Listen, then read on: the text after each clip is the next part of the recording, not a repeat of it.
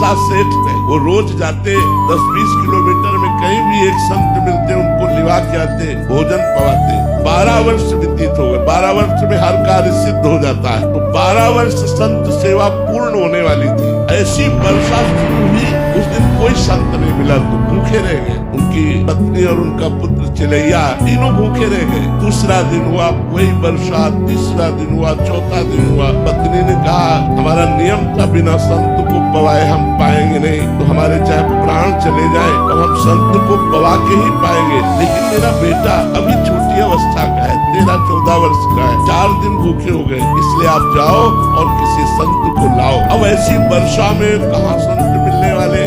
स्वयं भगवान संत वेश धारण करके चौराहे पे बैठे मिले। अरे सागर साकित बनो, प्राण आ गए हो, दौड़ के गए, बस देखा उनके शरीर से पुष्ट चूरा है, मवाद चूरा, बस तिलक लगाए हुए संत वेश में साष्टांग दंडवत किया। कहा भगवान हमारा व्रत था, बिना संतों को भोजन पवाए हम पा नहीं सकते। 4 दिन हो गए, हमारे परिवार में किसी ने जल भी नहीं पिया। आप चलें और प्रसाद पाए और हमारे परिवार के प्राणों की रक्षा हो जाए, हमारे नियम की पूर्ति हो जाए। उनका हाँ चल सकते हो, लेकिन मैं चलने लायक नहीं हूँ, मुझे कोई अपने कांधे पे ले चले। तो उनका आओ प्रभु मेरे कांधे पे बैठो। उनका नहीं, एक आदमी तो मक्खी उड़ाने के लिए चाहिए ना, अपनी पत्नी को लिवा के लाओ। गए, घर में पत्नी से कहा, पत्नी आई, जे ही वो बीभत्स रूप देखा, यहाँ घाव मवाद चूरा है। और उसके मन में आया नहीं संत के प्रति दोष दर्शन नहीं करना, मुझे संत सेवा करनी, इसलिए बैठा ला। अब वो इतनी दुर्गंध भगवान ने बढ़ा दी कि दोनों पति पत्नी छोड़कर भाग जाए, लेकिन गोविंद गोविंद गोविंद एक एक कदम भगवान नाम जप करते हुए घर पहुँचे। उनको स्नान कराया, चंदन लगाया। उन्होंने